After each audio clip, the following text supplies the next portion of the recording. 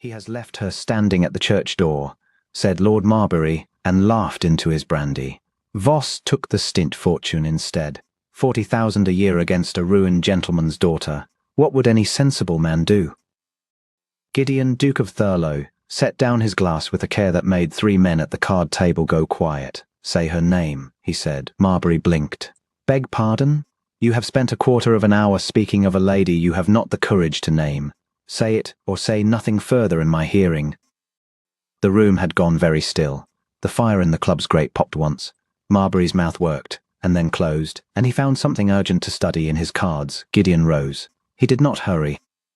He had learned long ago that a man who hurries is a man who may be read, and he had spent 39 years being unreadable. He collected his hat and his gloves, and at the door he turned back, and the whole room felt him turn. Miss Courage is not a subject of amusement. Should any of you find you have forgotten that, you may apply to me for a reminder. Then he walked out into a wet March evening and stood on the step with the rain coming down on him, and discovered that his hands were not steady. Crispin Voss had jilted her, publicly. 3 days before the wedding, with the banns read and the breakfast ordered and half of society invited to watch. He had sent a letter, and gone to Miss Arabella Stint and her father's shipping money, and left Verity Coldridge to stand in the wreck of it with her chin up, while the whole town watched to see whether she would break. She had not broken. Gideon had heard that much already. She had walked out of her father's house the next morning and gone to the milliner's and paid a bill and come home again, in full view of everyone, as though the world had not fallen in. That was the trouble with her. That had always been the trouble with her. He got into his carriage and told the man to drive and did not say where. Old Coldridge's debts were common talk by the end of the week. The wedding to Voss had been the plank across the chasm. With the plank pulled away, the whole rotten structure of the man's finances stood exposed to view. Notes of hand, a mortgage on a house that was not truly his, money owed to men who did not forgive. Gideon knew the figures better than Coldridge did. He had known them for 4 years. He was in his library at Thurlow Abbey when Hume, his steward, laid a letter on the desk, and something in the way Hume set it down made him look up. From the lady herself, Your Grace. The hand was small and even, and it did not tremble once, not even at the end. Your Grace, you will think me shameless. I find I have not the leisure to be otherwise. My father is 61 years old and will be in the Fleet before Michaelmas.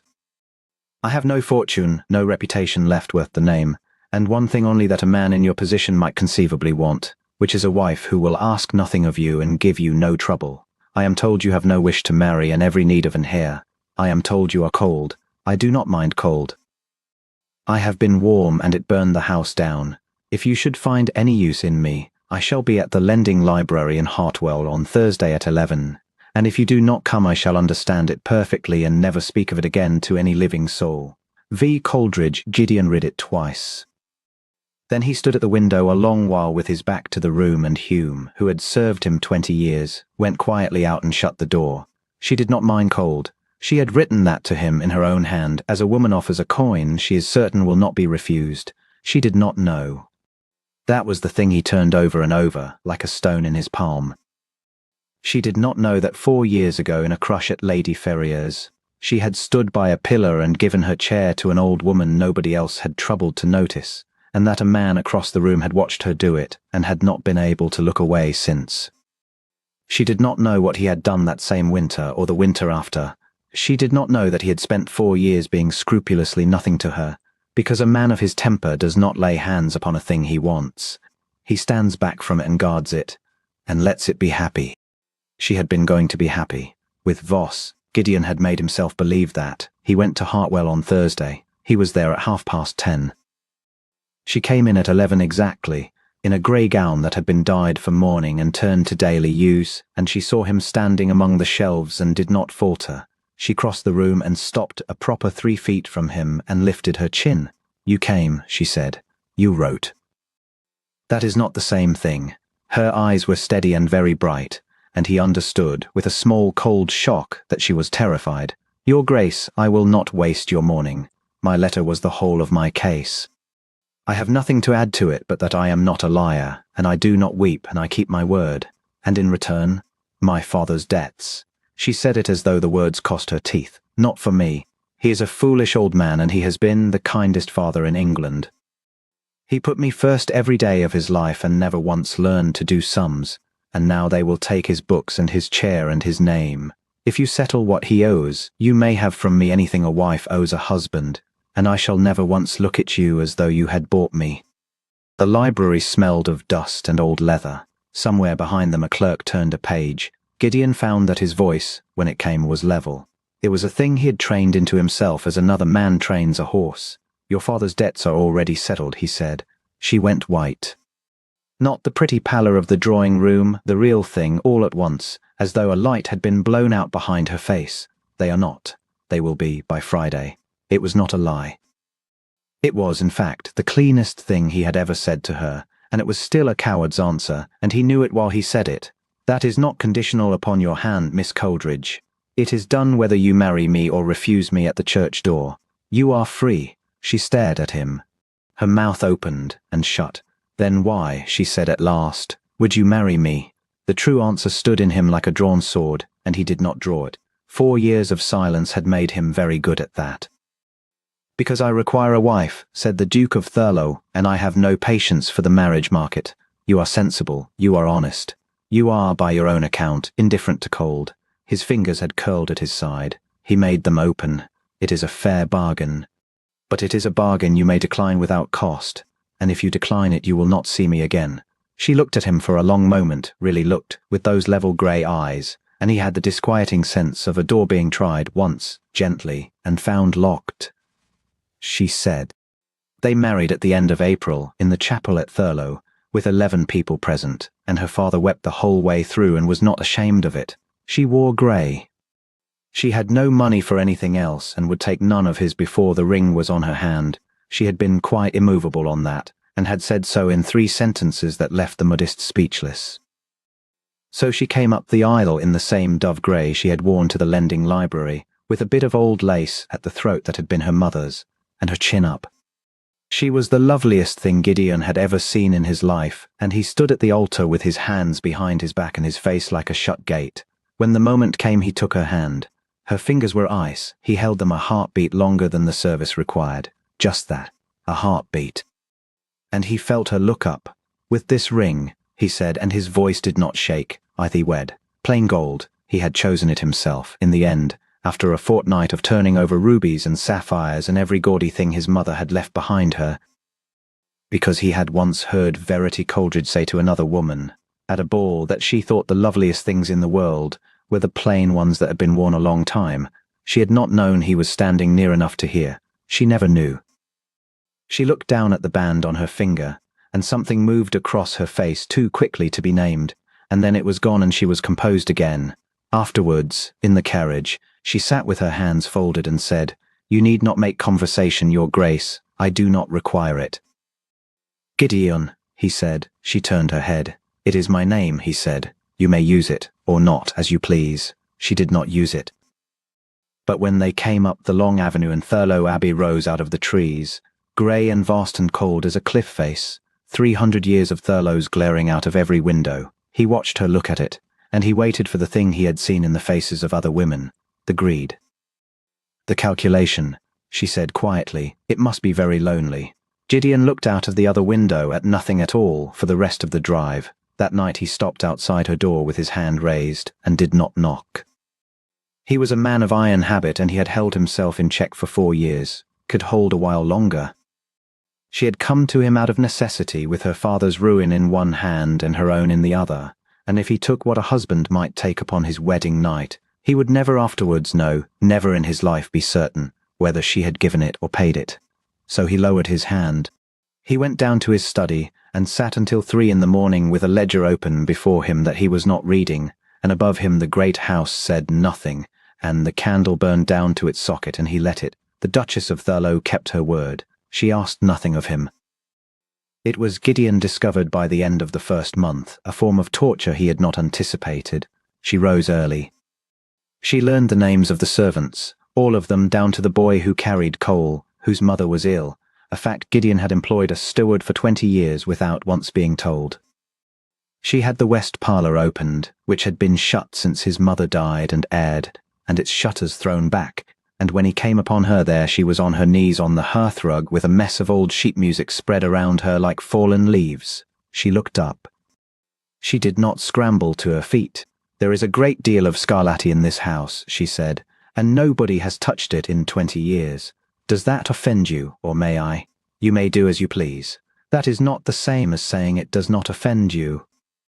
Gideon stood in the doorway with his hands behind his back.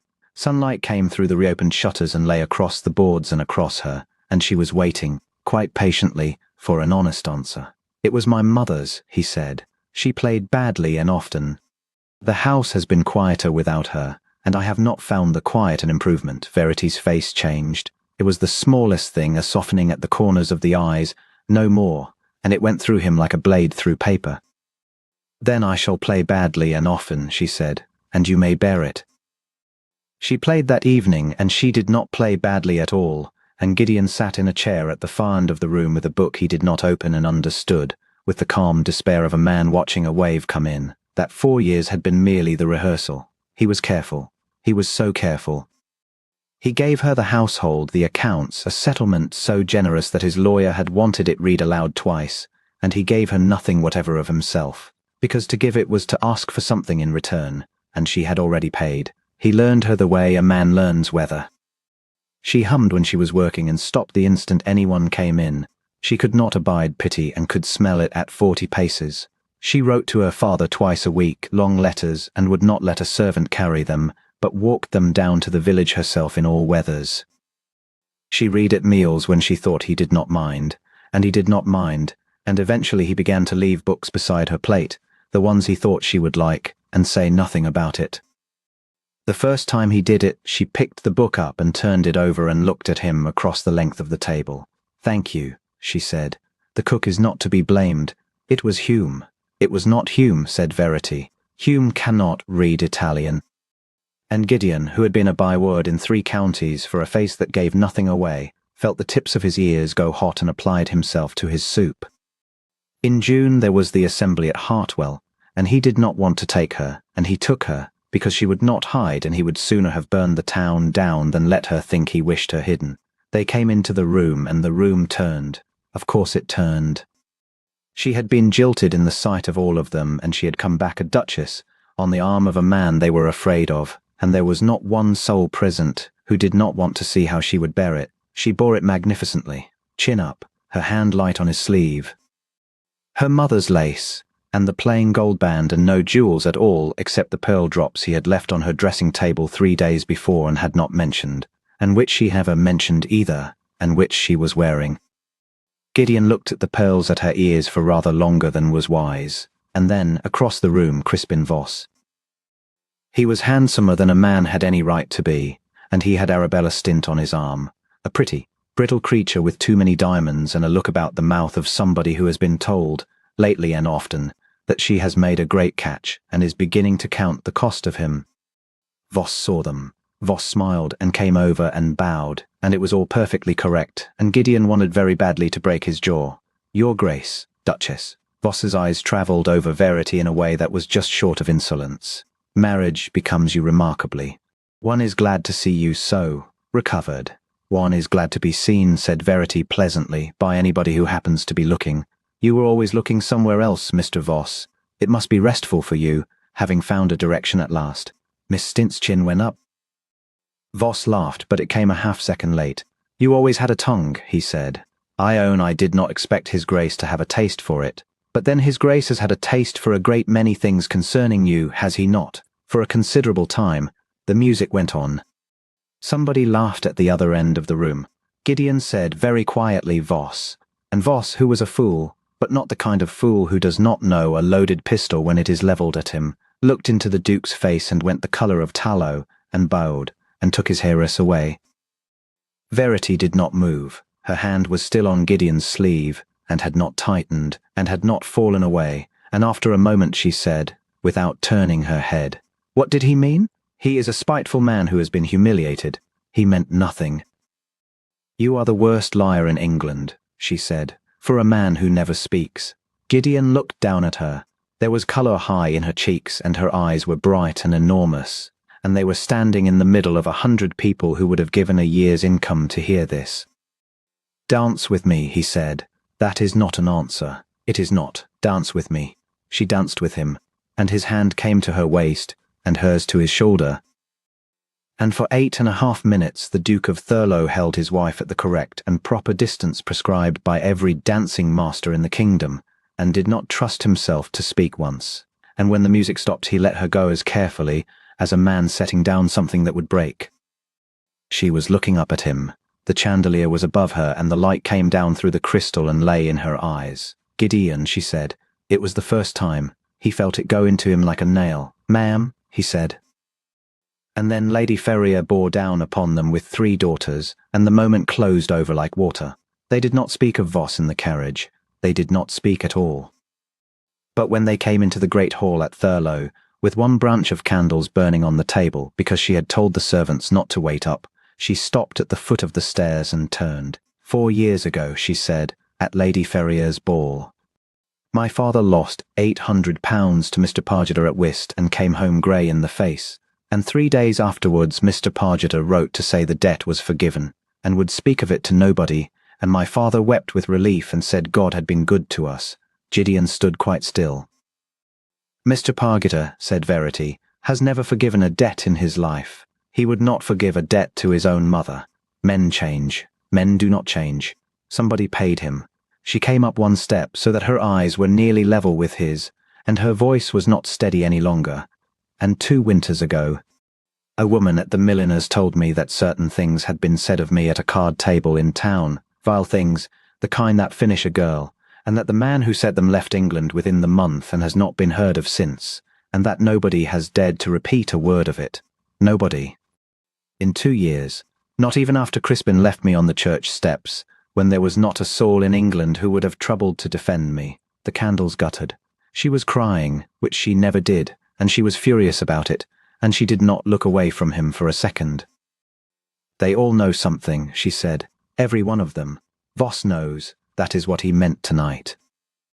I have walked through this county for 4 years being petted and protected, and I never knew by whom. And I married a man who does not want me and cannot look at me and gives me pearls he will not admit to. And tonight he told me to dance instead of answering, and I am so tired, Gideon. I am so tired of not knowing what is true." Gideon did not move. If he moved, he would take her face in both his hands, and he had promised himself, had sworn it on the night he married her, that he would never once let her feel the weight of what she owed him. "Go to bed," he said. "It is late." Verity looked at him. Then she went up the stairs without another word, and the sound of her door closing was very soft, and it was worse than if she had slammed it. Gideon stood in the dark hall for a long time. Then he went into his study and unlocked the drawer of the desk that was never unlocked, and took out the flat japanned box, and set it on the blotter, and did not open it. He had not looked inside it in 2 years. He knew what was in it. Pargeter's receipt for £800, in Pargeter's own greedy hand. 3 notes of hand of Coleridge's, bought up at a discount from men who had been glad to be rid of them. A bill from an inn at Dover, dated the 9th of February, for a passage arranged for a Mr. Leland Sturge, who had said a thing at a card table in Gideon's hearing and had been given a choice, and had chosen the boat. A folded sheet much creased, that was not a receipt at all, and that he had written at 2 in the morning in the 2nd year and never sent. He sat with his hand flat upon the lid. Then he put the box back into the drawer and turned the key, and left the key in the lock, and went up to bed, and did not sleep, and was called away to town at 7 the next morning by a summons from his lawyers that could not wait. He was gone 4 days. The key was still in the lock when he returned. She was sitting in his study when he came in, still in his travelling coat, with the rain of the last 20 miles on his shoulders. The japanned box was open on the desk in front of her. The papers were laid out in a row, squared at the edges, in the way a person arranges things when their hands need occupation. Pargeter's receipt, the 3 notes of hand, the bill from the inn at Dover, and in her lap, held in both hands, the folded sheet that was not a receipt. Gideon stopped in the doorway. The fire had burned low. She had not rung for anybody to mend it.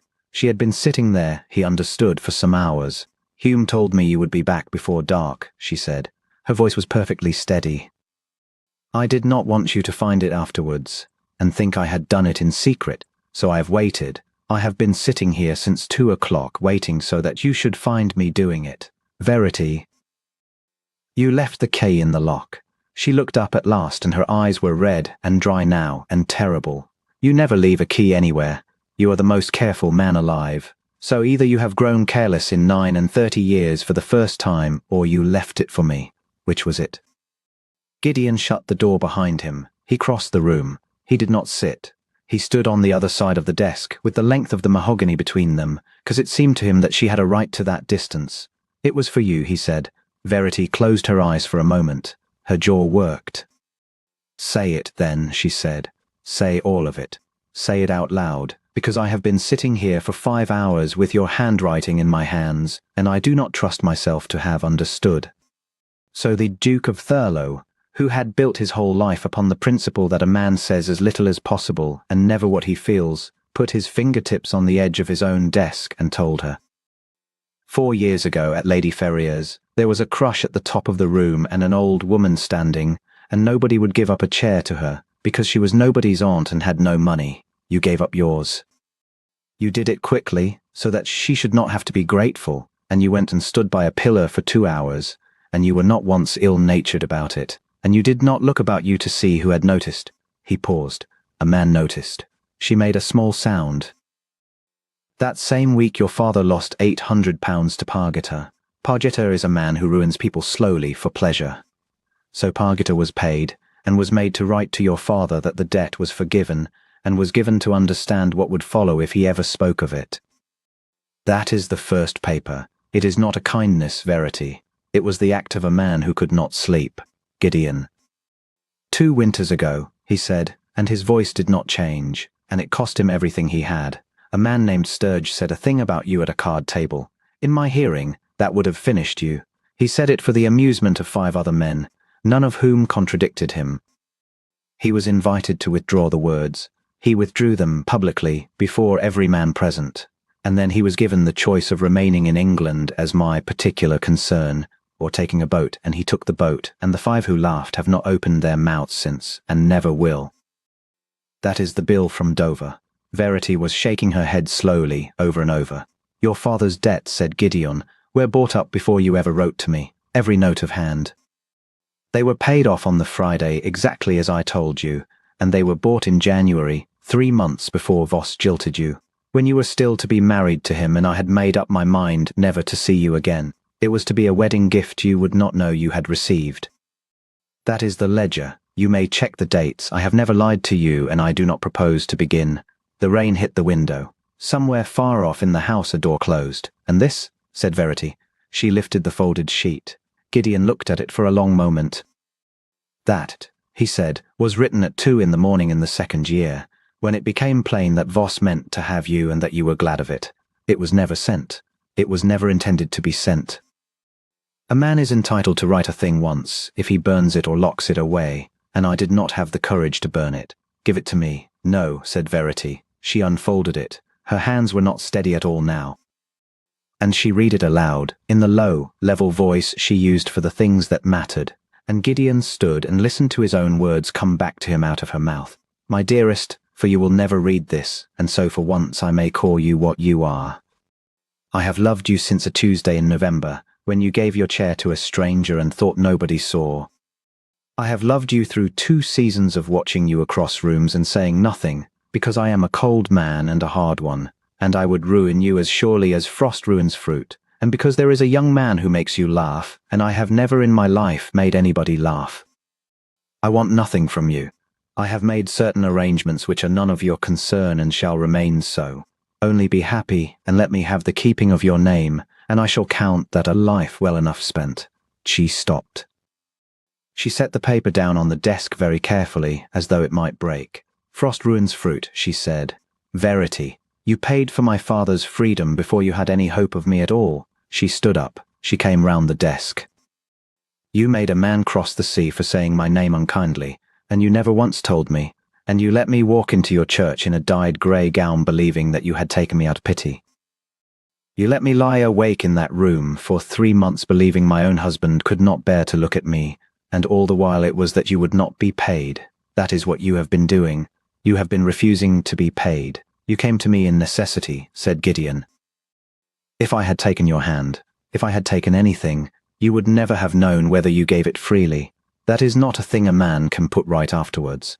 It is not a thing he can even ask about. So it had to be yours to give, or it had to be nothing, and I have found that nothing was tolerable. So long as you were safe and your father was safe and no man in England dared say a word against you. His jaw tightened. It was tolerable. I did not say it was easy. She was very close now. She put her hand flat against his chest, over the wet wool of his coat, and he stood absolutely still, the way a man stands when a bird lands on him. You are the coldest man in 3 counties, she said, and her eyes were streaming, and she was laughing, which he had never once seen and would remember until the day he died. Everyone says so. Everyone. And you have been burning like a house on fire for 4 years and had the manners not to mention it. Verity, he said. If you are not certain, Gideon, she said, be quiet. And she reached up and took his cold, controlled, unreadable face in both her hands and pulled it down to hers. The candle on the desk burned down and guttered out, and neither of them noticed, and the fire made what light there was, and the rain went on falling on Thurlow Abbey in the dark. They met the Vosses once more in the autumn at the Michaelmas Assembly. By then it was known that Mr. Voss's affairs were not what they had been. Old Stint had proved less a fond father-in-law than a shrewd merchant, and had tied his daughter's fortune up so tight in trust that Voss could not have got at the interest with a crowbar, and the young man had discovered, too late, that a wife who has been married for her money and knows it is a cold companion at breakfast. Nobody cut them, nobody needed to. Society merely turned its shoulder by a few degrees, as society does, and left them standing in the draught. Gideon crossed the room to them with his wife on his arm because she asked him to. Voss's face was a study. He bowed. He began, Your Grace, I hope you will allow me. Mr. Voss, said Verity, my husband has a great deal to answer for. He kept my father out of the fleet and never told me. He silenced men who slandered me and never told me. You knew of it, or guessed at it, and used it to warn me in a ballroom, which was the only unkind thing anybody has managed to do to me this 12-month.